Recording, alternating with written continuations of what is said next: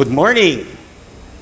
It's going to be a challenging day because Richard told me to deliver like a TED Talk format. I'm going to share my story as an entrepreneur, but I'll talk about one word, a word that we use on entrepreneurship, which is leadership. Okay, in a country like ours, where we're kind of bespoke as too much educated and all that stuff, one character that an entrepreneur should have is the character of leadership. And I'll tell you about my journey. I started, similar to some of you who started their business, we're not rich. Okay, we'll talk about my journey.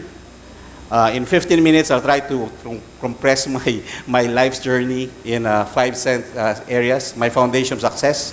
I started early, learning the pitfalls, learning my mistakes, learning from friends. At the same time, consolidating on sustainability as one of our challenge as entrepreneurs is how to sustain the business towards the future. Okay. Values and education. As I said, I came from humble beginning. I'm a son of a gasoline boy. I lived in a gasoline station when I grew up. I took my kindergarten in Hospicio de San Jose. I'm not an orphan, but being with these kind of people, it makes us grounded and see the real situation of life. No, I'm a scholar of a Chinese. I'm a benefactor of a Chinese businessman. So I really wanted to invest in my education. Okay. I founded myself on Christian education from Adamson University, from Hospicio de San Jose, and that's also built my character to fear God. That everything that we do here is for a greater purpose. Okay, I started young. I was a working student during high school. I became a draftsman. I became a mason. I did painting jobs. I did odd jobs to get my allowances. Okay, so the value of labor and service is where we founded my business. And that's something that we realized after several years of running EB Solution. We found out that we are not actually a tech company. We're actually a service company. Okay? But, the education part of learning as an entrepreneur should not stop. So I studied becoming an entrepreneur. I started first as a corporate executive. But then, because of my passion for service and having my own enterprise, I started turning myself from an engineer to a businessman. So I took my entrepreneurial degree in Asian Institute of Management. I also took my master's in national security in the National Defense College. I took my co-managerial staff college course in the Armed Forces. And for those who were asking if I was a military, I'm actually a colonel, lieutenant colonel in the Armed Forces. And during the Marawi crisis, I was called to active duty. So I fought the war for 6 months while running my business in the battlefield. So that's an interesting story. Okay. So that's my life. But everything that I did not happen perfectly when it started. First, I thought, having all of this passion is enough. Having this drive is enough. But sometimes you have to be humbled down and sometimes to make the mistakes for you to be grounded. Because sometimes you think, I have the opportunity, I have the connection, I have the friends, I have the best idea in the world. But if you are not humbled enough to learn from others, you're going to make a big mistake. Okay. So what are the things that you need to learn as an entrepreneur? You have to know your market. Okay. Market may sometimes tell you the right path, but sometimes will also lead you to something that is bogus. So you have to discern the right information. You also have to find good mentors, people who works with you, advises you, because mentors are the only people who will tell you that you are wrong. Okay? When you talk to a salesperson, they'll tell you that you're the best person, you're the nicest person, because they will tell you everything that's nice. But mentors tells you that if you are wrong or if you are right. Okay? So these are people that you need to find. Mistakes. Learn from mistakes. Sometimes, if some people already made that mistake, don't try to do it anymore, because doing it again will be very costly. But sometimes, you have to go through it. Okay? So learning experiences. Okay?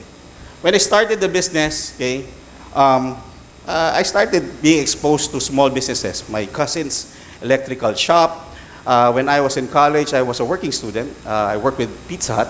I was a service crew. Okay, we established several branches of Pizza Hut, 3 branches, I think. And then I was hired by then Secretary Tugade to found Domino's Pizza. If you're familiar with Domino's Pizza, I was one of the first management trainees of Domino's Pizza. So we started building businesses, branches, and that's what my passion to work on, putting up my own. Sometimes I said, you know, I'm working for this guy, next time I'll be having my own business. Okay? So these are some of my business plans, some of my dreams. No? But sometimes fate brings you to some other places. And then I entered corporate. Okay? I founded a ISP, Internet Service Provider, called WaveNet, owned by then PT&T. Okay? I was hired by IBM to become an IBM executive. Miss Cynthia Mamon here was my competitor. She was selling Sun Systems. I was selling IBM Power Systems. Okay? But you know, in this industry, everybody, you know, could cooperate and compete. Okay? But then I was using Sun Systems because when we founded the ISPs, all of the systems are running on Sun and Cisco. Okay? So I became an IBM corporate, but I said, I'm not gonna last here because all of this dog-eat-dog type culture in corporate, at the end of the day, we're not owners of the company, right? So what I did, on my 5 years in IBM, I maximized learning. Okay? Every time there's a new executive course, I took it in IBM Palisades in New York, I took it in Boston. All of the training, I'm training myself. Not because I want to do the junket, but rather I want to invest in myself. Okay? Actually, during that time, Pal was our customer.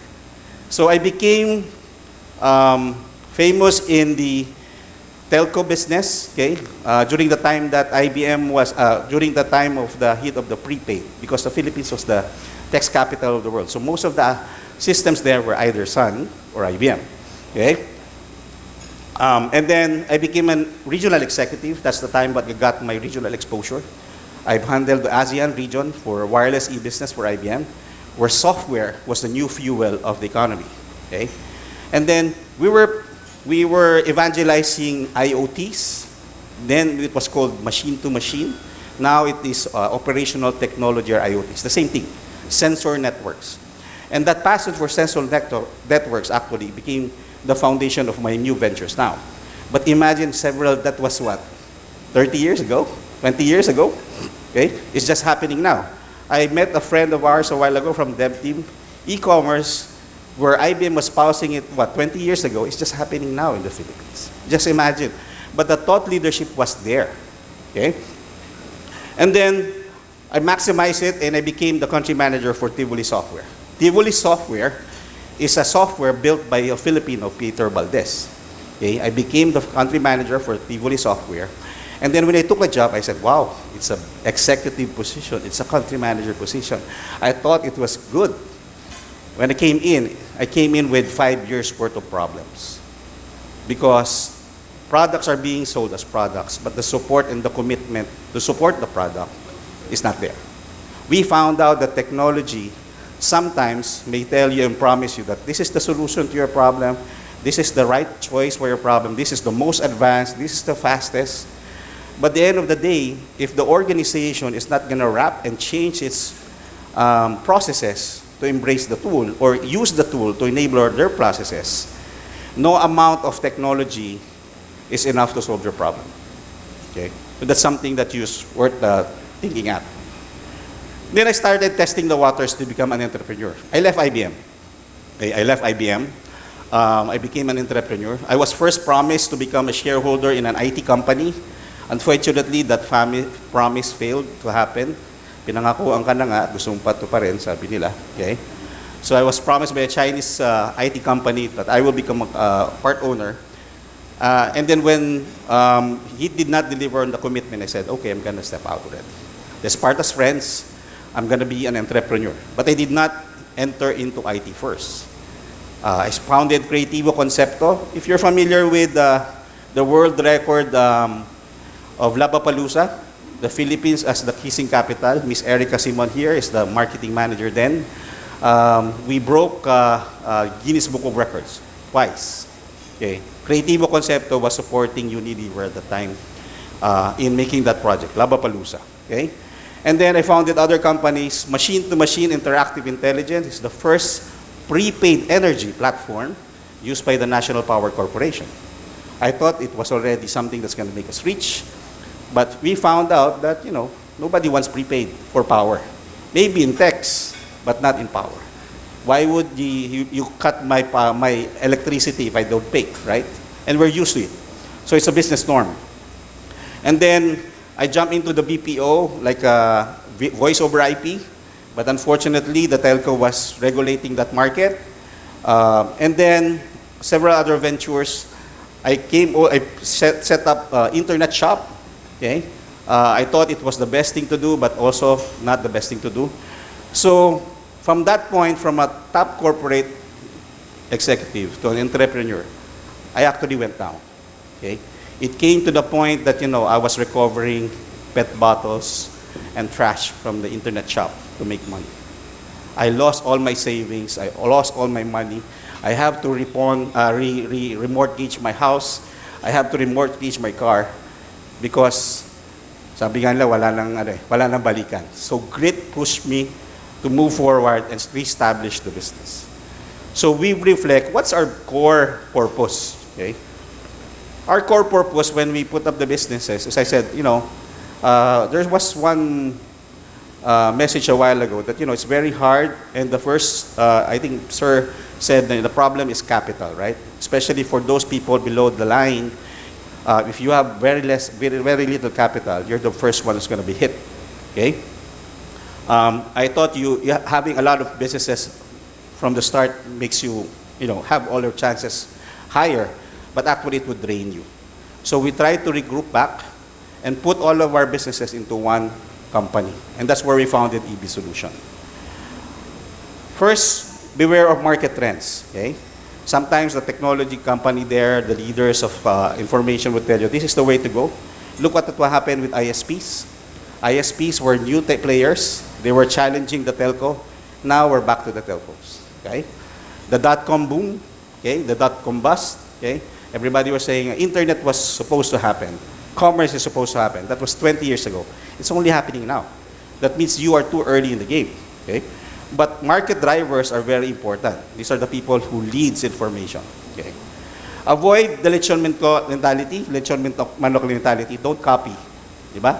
Filipino usually yan. He's doing this, we'll try to copy it because he's making money. Okay? Surround yourself with good mentors. Okay? At the end of the day, these are the people who are actually true to you. Learn from your fellow entrepreneurs. I'd like to acknowledge Airspeed and Asia CEO for putting up this event. This is the first time I think that we are trying to exchange ties. Okay, we've been recognized for 3 years in the circle of interest. Right now, learning from each other is the best way to do it. Okay, learn from other mistakes. Avoid doing it again. Okay, you cannot do multiple things at the same time. Focus first and find your core, and from that core, you strive out and expand yourself. Okay. Consolidate your assets. Assets are not just money and equipment, but also people. Find the best people. Invest in the good people. Find your core and grow from your center. Customers are your friends. When I started a business, my customers are the one who told me, why don't you put up your own? Okay. That's the best thing that I've heard from my customers. And if you give them good service, they will help you carry your burden. Lastly, grit and passion will keep you going. But there's one thing that is your eternal capital, which is your integrity. Okay? If you commit to something, I heard the story of the good gentleman here from SM when one of their gardeners are now one of the contractors at SM. His commitment, to make sure that quality services delivered is actually a good inspiration for us here. For that said, I think my time is up. I hope I excited you for some few minutes, and I think I'm in the way of lunch and having this event. Thank you.